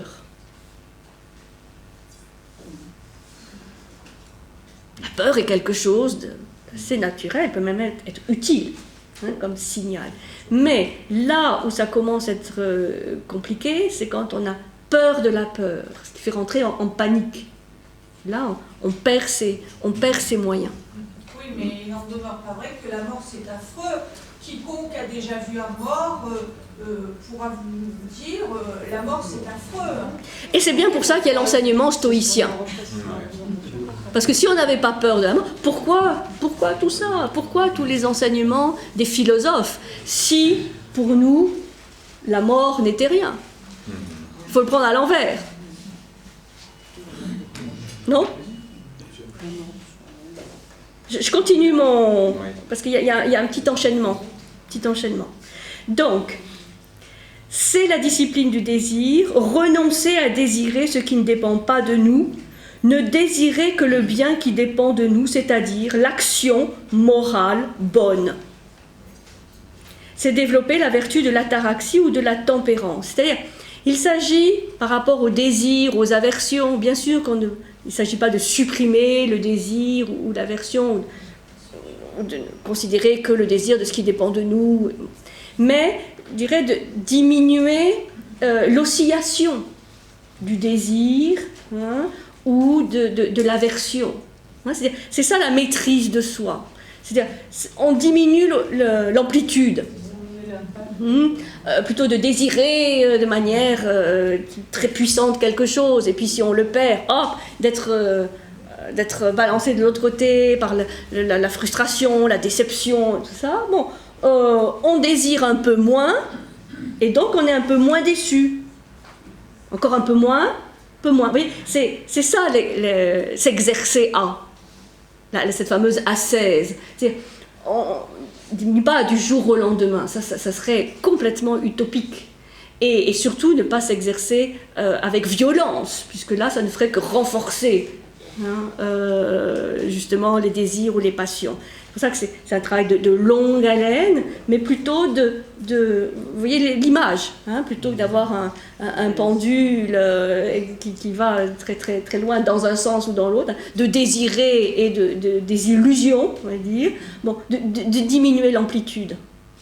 C'est ça la discipline du désir, qui permet d'arriver à l'ataraxie, c'est-à-dire cette magnifique, ce qui est très très mal compris par cette indifférence, l'indifférence du sage par rapport à ce qui ne dépend pas de lui. C'est pour ça que par rapport à Sénèque, on me posait la question, oui, il était riche et oui, il avait des propriétés, on lui a reproché, mais il y répondait, le problème n'est pas d'être pauvre ou riche, un stoïcien n'est pas forcément pauvre, mais le fait de savoir s'il peut perdre du jour au lendemain tous ses biens sans en être affecté. Voilà, c'est ça le critère. C'est pas d'avoir ou ne pas avoir, mais comment on se représente cette possession, et si on la perd, se sentir diminué. Ça veut dire qu'on a mis son identité dans cette possession. Et c'est là le comportement erroné pour un stoïcien. Donc, on a perdu quelque chose, comme il conseille, on l'a rendu. On a fait que rendre quelque chose qui nous était prêté. Ça, c'est très important dans la vision stoïcienne. Nous sommes des passagers. On nous prête des choses, et il y a un moment où il faut les rendre. Et la vie, pareil. Nous sommes dépositaires pour un certain temps, d'un certain nombre de choses, mais on va nous demander à un moment donné de les rendre. Et c'est comme quand on nous prête de l'argent, on prête de l'argent, je le rends, ça ne m'affecte pas plus que ça. Pour la vie, pour la santé, pour les biens, les honneurs, la réputation, c'est pareil, je rends. Vous voyez, et ça, c'est ça que dans la vision stoïcienne chez Épictète, on appelle la représentation. Oui. Bienheureux les pauvres en esprit, le royaume, etc. C'est du stoïcisme pur. Les pauvres en esprit. Ça a été, bien sûr, ça a été repris, bien sûr. Je disais dans les monastères, notamment les monastères byzantins, les exercices étaient directement les applications du manuel d'Épictète. Bon. Donc, bien sûr qu'il y a une continuité. Mais, voilà, c'est toujours pareil. Il y a continuité, mais il y a aussi rupture dans la manière de voir les choses. Voilà, transformation. Alors, deuxième discipline. C'est elle qui va être en relation avec l'éthique. Et c'est celle qui concerne le devoir. C'est celle qui, quand Épictète dit, c'est celui des tendances positives et négatives qui se rapportent aux devoirs et aux actions. Comment dois-je agir? Que dois-je faire, comme dirait Kant? Donc c'est le deuxième domaine, deuxième lieu où il doit y avoir la discipline de l'action. Et le critère, et c'est logique, parce que ça découle de la physique, c'est diriger ses actions toujours pour servir la communauté humaine. C'est-à-dire faire des choses utiles à l'autre ou à la société. Ne pas se laisser entraîner par des vouloirs désordonnés, agir conformément à l'instinct profond de communauté humaine et de justice. Cet univers, il est harmonieux, il est équilibré, il est juste, il est rationnel. Bon, une manière de s'y intégrer, c'est de calquer son action sur cette nécessité d'une harmonie, d'un équilibre. C'est développer la vertu de justice, mais aussi l'amour des hommes. Donc, vous voyez, c'est pas simplement une éthique de maîtrise un peu dure, hein, on dirait stoïque ou ascétique, mais la deuxième discipline de l'action, c'est en direction des hommes, et pour cela, aimer les hommes, puisque nous sommes tous en interrelation, en interaction.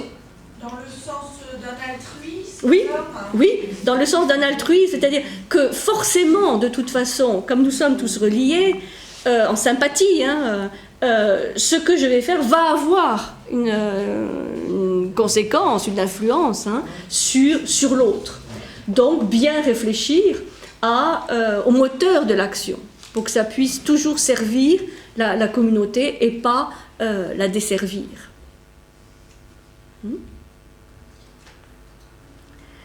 Je ne dois pas, dit-il, être insensible comme une statue, hein, parce que ça c'est là aussi pour balancer cette idée d'indifférence. Le stoïcien n'est pas indifférent au monde, mais il n'est pas insensible comme une statue, mais il observe avec soin ce que réclament les relations naturelles et acquises, comme un fils, comme un frère, comme un père, comme un citoyen.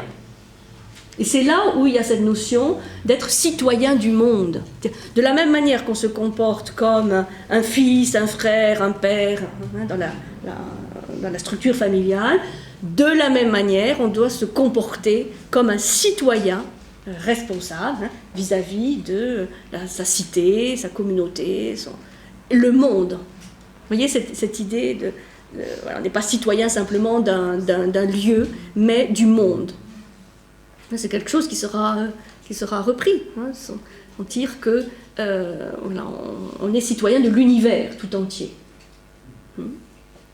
Troisième discipline, donc qui va être en relation avec la discipline de la logique, c'est la plus difficile, comme dit Épictète. La troisième discipline s'adresse à ceux qui sont déjà en progrès.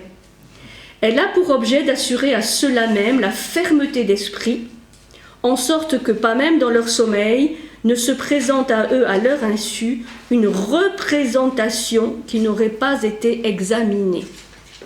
Donc, on a en fait 3 degrés de maîtrise. Hein, la maîtrise des désirs ou des aversions, c'est la première.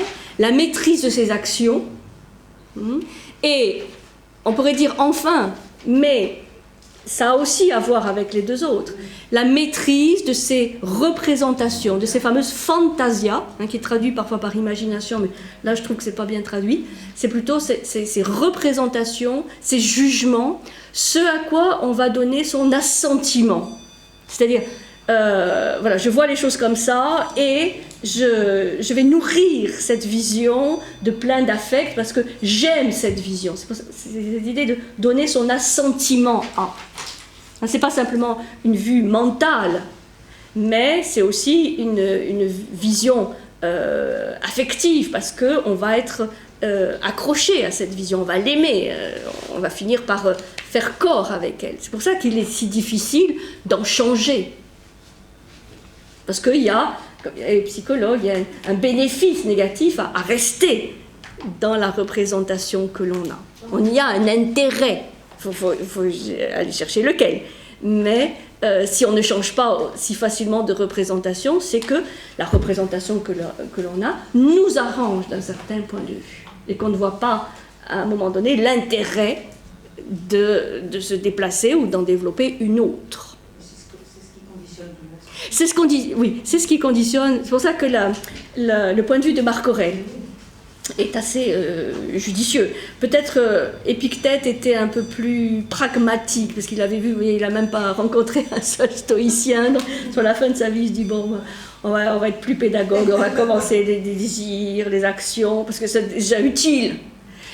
Et puis là, il place assez haut la barre du travail sur les représentations. Mais en fait, c'est vrai qu'on peut le prendre vraiment comme le premier, on peut le prendre à l'envers, dire c'est d'abord là-dessus qu'il faut travailler, et les désirs et les actions en seront des conséquences. Alors, cette discipline, donc, implique la maîtrise de ces représentations, c'est-à-dire qu'on y a travaillé à cette représentation. On l'a modifiée, on l'a changée et on peut donc la maîtriser. C'est la discipline des représentations ou de l'assentiment, c'est-à-dire ne donner son assentiment ni à ce qui est faux, ni à ce qui est obscur. C'est-à-dire c'est vraiment aussi une recherche de la vérité, de se rapprocher de plus en plus de ce qui est, avec le moins de filtres possible, de filtres colorés, déformants, de voiles, de tout ce que vous voulez. Voir les choses comme elles sont. C'est pour ça qu'il y a cet exercice que l'on trouve dans les pensées de Marc Aurèle, et c'est ce qu'il faisait aussi sous sa tente entre deux combats, c'est-à-dire d'essayer de décrire les choses que l'on vit, par exemple, de la manière la plus objective possible, en ne faisant que décrire, en enlevant toutes les fioritures, tous les filtres affectifs, j'aime pas, ça me fait souffrir, ça me plaît. Non, on décrit une situation. Et ça, vraiment, je vous engage à faire l'exercice. C'est un exercice extrêmement puissant par rapport à un problème, une contrariété, quelque chose qui nous arrive. De faire l'exercice extrêmement... c'est pour ça que c'est la logique, parce que ça fait marcher le logos, de la décrire, sans aucune fioriture. Pour déjà se rendre compte à quel point on nourrit la représentation de plein de choses affectives, de désir, d'aversion, de peur, de colère, qui n'ont rien à voir avec la situation telle qu'elle est.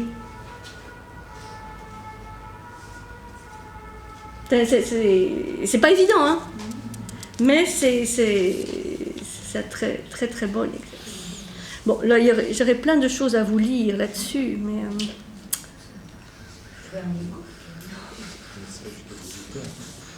C'est ça, vous avez jusqu'à 18h, c'est bon. Donc, ces trois règles se réfèrent aux trois rapports fondamentaux qui définissent la situation de l'homme. C'est-à-dire, le premier, c'est le rapport de l'homme avec le cosmos, avec l'univers. Essayer de sentir quelle est la tendance universelle, la tendance du cosmos, donc la physique, pour appliquer ses désirs et ses aversions, ses passions sur ce qui dépend de nous, à l'intérieur de ce cosmos. Le second, c'est le rapport de l'homme avec les autres hommes, donc c'est pour ça que c'est l'éthique, donc l'action altruiste, d'amour vis-à-vis des autres sans jugement. Et le troisième détermine le rapport de l'homme avec lui-même, puisque Épictète dit que la partie essentielle de l'homme, ce qui le distingue des animaux, c'est cette faculté de penser et de juger. Donc toute la discipline du jugement ou de l'assentiment. Là, on retrouve un peu les premiers pas de la dialectique platonicienne, s'élever au-dessus de l'opinion. Et est-ce que l'homme, l'être humain, peut se construire dans ce troisième volet? Est-ce qu'il a la possibilité, de par les facultés qui sont les siennes, de se construire, ou ça n'est pas possible? Bien sûr, c'est même pour Épictète, la seule manière de se construire. C'est pour ça qu'il dit, il faut s'exercer, ça exige du temps, de la pratique, donc de la fameuse ascésis, mais c'est son idéal du sage. Quand il dit « j'ai pas encore rencontré un stoïcien », pour lui, le stoïcien, c'est celui-là même, qui a obtenu la maîtrise de ses représentations, de ses actions et de ses désirs, et qui a obtenu cette ataraxie, cette tranquillité, cette sérénité, puisque c'est comme Sénèque qui nous parle de la tranquillité de l'âme, c'est le seul moyen d'arriver à la sérénité, par la liberté intérieure qui s'est développée du fait de savoir que l'on peut agir sur ce qui dépend de nous. Et pour le reste, comme dit Épictète, ça ne me regarde pas. Je sais que ça existe, mais je n'en fais pas le terrain de mes exercices, de mes applications. Donc, ça veut dire une conduite conforme à la nature, puisque, et ça c'est la vision confiante d'Épictète et des stoïciens sur la nature humaine. C'est-à-dire, s'il y a tous ces enseignements, c'est parce qu'ils sont convaincus que l'homme a ce pouvoir, a cette vertu. Ils ne donnent pas tous ces enseignements en disant « de toute façon, vous n'y arriverez pas, c'est inaccessible ». Ils ne sont pas sadiques. Non, s'ils transmettent tout ça, c'est bien parce qu'ils ont confiance dans la vertu de l'homme et qu'il a ce pouvoir de faire ce choix et de bien distinguer. C'est ça la conduite conforme à la nature. Et où il faut s'exercer, c'est pour ça que l'instruction, l'éducation sont nécessaires. Là, on retrouve quelque chose de très classique. Il faut pouvoir être instruit, être éduqué, être suivi, puisque toute cette progression exige du temps. Il dit « rien de grand », ça c'est dans les entretiens, « rien de grand ne se fait tout d'un coup, puisque ni même le raisin, ni même la figue ne naissent subitement. » Toujours des exemples empruntés à la nature. Si tu me dis à présent « je veux une figue », je te répondrai « il faut du temps ». Laisse d'abord le figuier fleurir, puis naître le fruit, enfin laisse-le mûrir. Ce n'est pas subitement et en une heure que le fruit du figuier vient à maturité, et tu voudrais acquérir si vite et si facilement le fruit de la raison humaine. Donc voilà, il faut déjà arroser, enfin planter, arroser, laisser grandir avant d'avoir des fruits. L'homme est trop pressé. Il veut les fruits, et notamment les fruits de la raison humaine, sans laisser le temps. Et ça, c'est aussi une des spécificités de la vision stoïcienne, que d'être très ancrée dans l'observation de la nature. D'où aussi la vision cyclique. Et ça, c'est la discipline par excellence de l'homme en tant que tel. De parvenir à cette science de la vie qui se propose de rendre l'homme heureux, indépendant et sans contrainte. C'est-à-dire, indépendant des circonstances. En tout cas, d'être de moins en moins affecté, troublé, agité. Hein, parce que l'ataraxie, c'est l'absence de trouble, d'agitation, hein, par rapport aux circonstances extérieures. Et donc atteindre la sérénité. Pardon ? Vous dites ce que vous avez dit, l'homme heureux, indépendant. Ce qui propose de rendre l'homme heureux, indépendant et sans contrainte.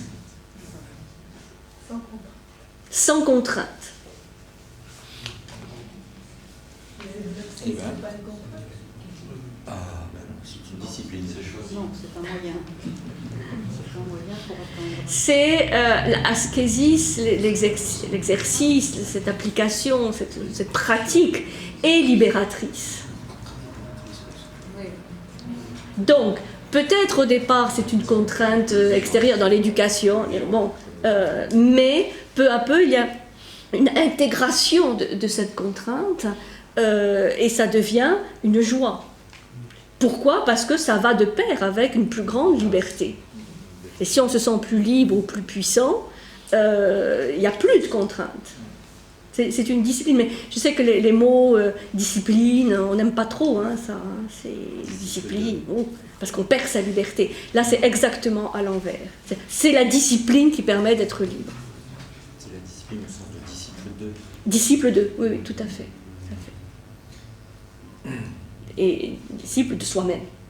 C'est le choix du début. Qui veux-tu être ? Qui veux-tu être ? Voilà.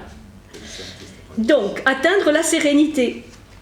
Je suis fils du monde et fils des dieux. Bon. Là, j'avais peut-être une petite 123. Mais je vous engage à lire le manuel. Il est vraiment pas très long, hein, donc ça peut être. Voilà. Souviens-toi que tu dois te conduire dans la vie comme dans un festin. Un plat est-il venu jusqu'à toi ? Étendant ta main avec décence, prends-en modestement. Le retire-t-on ? Ne le retiens point. N'est-il point encore venu ? N'étends pas au loin ton désir, mais attends que le plat arrive enfin de ton côté. Use-en ainsi avec des enfants, avec une femme, avec les charges et les dignités, avec les richesses, et tu seras digne d'être admis à la table même des dieux. Et si tu ne prends pas ce qu'on t'offre, mais le rejettes et le méprises, alors tu ne seras pas seulement le convive des dieux, mais leur égal, et tu régneras avec eux. Vous voyez, il y a une gradation. On peut déjà être le convive des dieux avant d'être Dieu soi-même. C'est en agissant ainsi que Diogène, Héraclite et quelques autres ont mérité d'être appelés des hommes divins, comme ils l'étaient en effet. Donc il y a cette idée que voilà, on peut être admis à la table, être convive des dieux, à condition donc de regarder ces plats. Ça c'est pour devenir Dieu. Oui, mais ça c'est avec, comment c'est traduit ? Avec que tu le rejettes et le méprises. Oui. Pour devenir un dieu. Oui, parce que les dieux, ils se nourrissent plus de nourriture terrestre. Hein, ils se nourrissent d'ambroisie, de nectar. C'est un autre. Et enfin, un autre passage du manuel qui est très très célèbre aussi. Souviens-toi que tu es acteur dans une pièce. Souviens-toi que tu es acteur dans une pièce, longue ou courte, où l'auteur a voulu te faire entrer. S'il veut que tu joues le rôle d'un mendiant, il faut que tu le joues le mieux qu'il te sera possible. De même, s'il veut que tu joues celui d'un boiteux, celui d'un prince, celui d'un plébéien, car c'est à toi de bien jouer le personnage qui t'a été donné. Mais c'est à un autre de te le choisir. Alors ça aussi, ça fait couler beaucoup d'encre. C'est normal, c'est scandaleux, c'est monstrueux. Bah oui. Disons, il y a cette idée, voilà, c'est ce qui a été interprété comme la soumission, le fatalisme, voilà, je suis mendiant. Bon, il faut bien comprendre, d'abord il y a le problème des traductions, j'insiste, mais aussi le fait que, et ça c'est la fameuse phrase de Platon, mieux vaut être un bon balayeur qu'un mauvais roi. Le problème n'est pas tant ce que l'on a comme profession, comme métier, c'est un rôle. C'est un rôle. Donc il faut, et c'est pas nous qui le choisissons, il faut bien le jouer. Comme disait je ne sais plus qui, ai-je bien descendu les escaliers, ai-je bien joué le rôle? Ai-je bien joué? L'essentiel est de bien jouer le rôle, mais sans s'identifier au rôle. C'est ça qui est important dans une phrase. Mon identité n'est pas dans le fait d'être mendiant, boiteux ou prince. Ça, c'est tout à fait temporel, secondaire. C'est un costume, Qui veux-tu être? C'est pas le fait de vouloir être mendiant, boiteux ou prince, mais de suivre ma nature divine. Et simplement, ça veut dire de ne considérer cette action comme le rôle d'une pièce de théâtre. Mais, et c'est là où c'est difficile, sans s'identifier au rôle, mais en essayant de le jouer le mieux possible. Ça, c'est un bon acteur. C'est un bon acteur. Il sait qu'il n'est pas le rôle qu'il joue, mais il y met tout de lui. Vous voyez, c'est toujours paradoxal. Je veux dire, oh, ce n'est qu'un rôle. Non, c'est un rôle, il faut le jouer de manière excellente. Mais lorsqu'il dit « joue le personnage qui t'a été donné », ça n'implique pas la notion de choix, là. Donc, ça nous est donné. Oui, là, dans cette phrase-là. Oui. Donc, on n'a pas le choix vraiment de sa vie, puisqu'on nous donne. Oui, mais là, c'est dans... Disons, c'est... oui, non, enfin, c'est pas... on peut choisir. S'il y a le choix, c'est... C'est un deuxième choix, mais on n'a pas le premier choix de trouver le rôle. Ça, c'est une manière de l'interpréter. Oui. Je crois qu'il faut aller un petit peu plus loin, puisqu'il y a cette possibilité de choix. Mais peut-être que de passer, parce que c'est mieux d'être un prince que d'être un mendiant. Peut-être faut-il être un excellent mendiant pour devenir prince. Puisqu'il y a aussi le fait qu'on ne peut renoncer à quelque chose que l'on n'a pas. Donc, peut-on renoncer au rôle de mendiant si on ne l'a jamais été? Peut-on renoncer à de l'argent qu'on n'a jamais eu? Non. Ça fait partie des expériences. C'est pas vu dans un...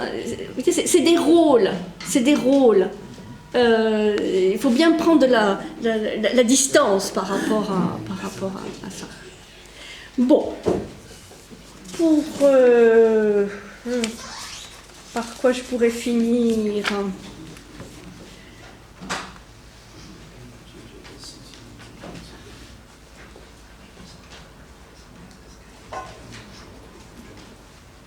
Qu'est-ce que je vous ai pas lu? J'en avais sélectionné plein.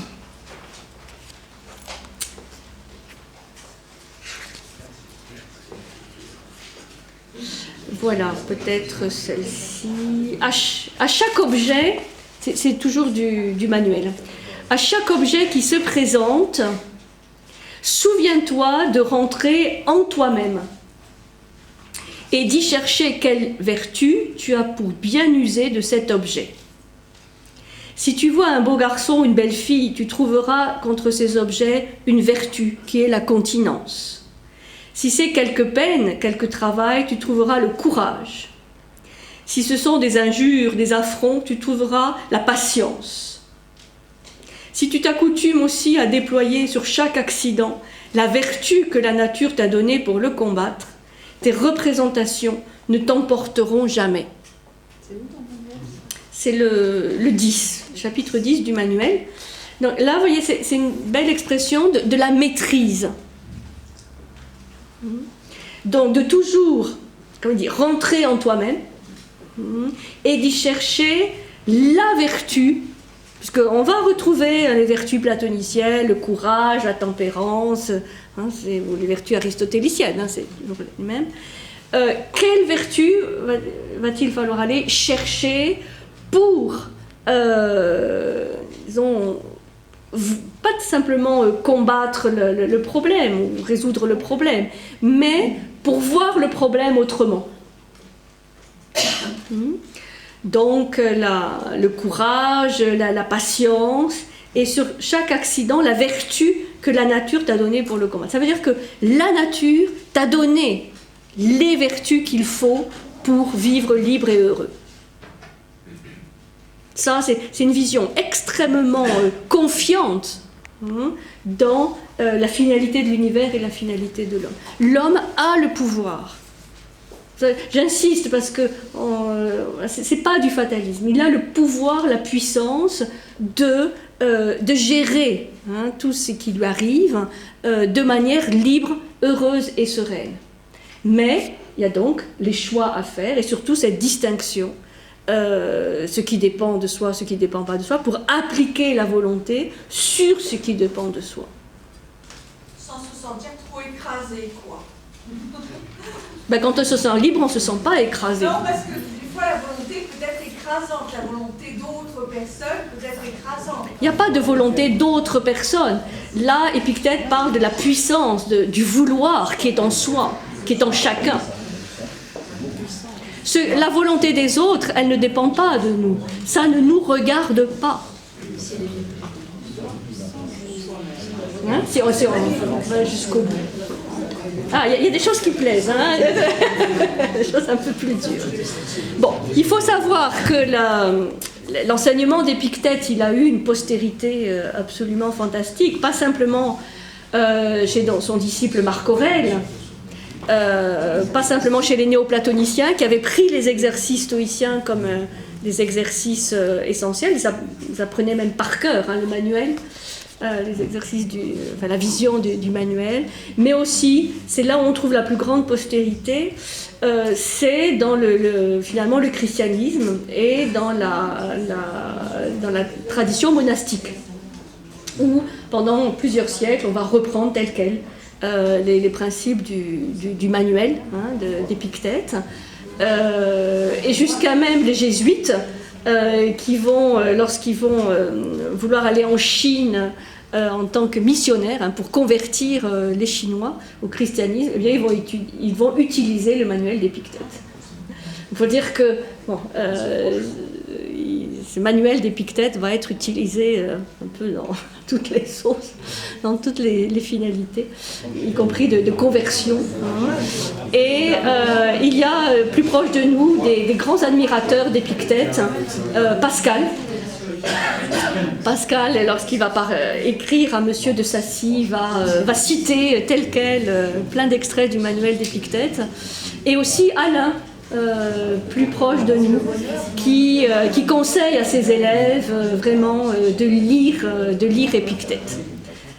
À une époque où il était moins populaire qu'aujourd'hui. Aujourd'hui, toute les littératures stoïciennes revient un peu au devant de la scène, et rééditée avec des nouvelles traductions, avec des nouvelles éditions.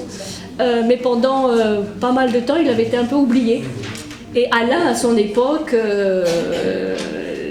à l'époque d'Alain, c'était un petit peu oublié, et il conseillait vraiment à ses élèves de lire le manuel d'Épictète, lui-même qui faisait cet exercice de l'écritoire avec ses élèves, c'est-à-dire de s'obliger à écrire au moins 1 à 2 heures par jour, d'écrire, voilà, la discipline de l'écriture, et pour Alain, une application de cet enseignement d'Épictète pour travailler peu à peu à la maîtrise, pas simplement de l'écriture, mais de la pensée à travers l'écriture.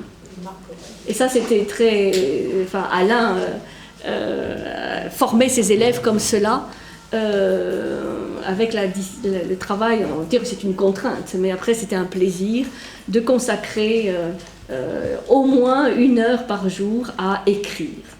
C'est l'écritoire pour discipliner peu à peu sa pensée, son écrit. Et dans beaucoup de disciplines, hein, il y a cette pratique de l'écrit, où on écrit. Voilà. Et Simone Weil a été formée comme ça. Et c'est ça qui donne ce type d'écriture chez Alain, chez Simone Weil, et évidemment chez Épictète, ce type d'écriture extrêmement ciselée. C'est-à-dire, bon, vous voyez, arriver à dire, il y a des choses qui dépendent de nous et des choses qui ne dépendent pas de nous, ça semble idiot, hein. Mais se dire que ça a formé des gens pendant plusieurs siècles, c'est quand même incroyable. C'est arriver à une écriture complètement épurée qui touche à l'essentiel et qui touche des millions de personnes pendant des siècles. C'est ça l'écriture, la discipline de l'écriture, la maîtrise de l'écriture. C'est concis, hein, c'est vraiment court, mais il y a de quoi inspirer à travers des espaces-temps complètement différents des millions de personnes. Ce qui fait souffrir les gens ne sont pas tant les choses qu'ils vivent, mais la manière dont ils se le représentent. On va se dire, bon, ok. Mais quand on y réfléchit, on se dit, bon, pourquoi ça a eu un tel impact, une telle postérité, et qu'encore aujourd'hui, on a besoin de ces enseignements par rapport à un monde qui est un peu en crise ou un peu en doute d'un certain nombre de choses. C'est quand même incroyable. Des choses aussi simples, des phrases aussi simples. C'est ça doit toucher quelque chose de juste, de profond, et qui n'est jamais fini d'être travaillé, d'être intégré, d'être réinterprété. Enfin, c'est toujours le propre des grands enseignements. Mais ça fait partie de la discipline de l'écriture. Et les pensées de Marc Aurèle, c'est ça aussi. C'était pour lui des exercices. C'était pas destiné à être publié, c'était ces exercices du soir. Appliquer, voilà, comment je maîtrise mon désir, mon action et mes représentations. Je m'oblige à décrire de manière objective les choses. C'est toute une ascèse, c'est-à-dire un exercice. Le fait de on s'exerce, exactement comme un athlète s'exerce. Simplement, c'est sur dans d'autres domaines. Ça va ? Oui.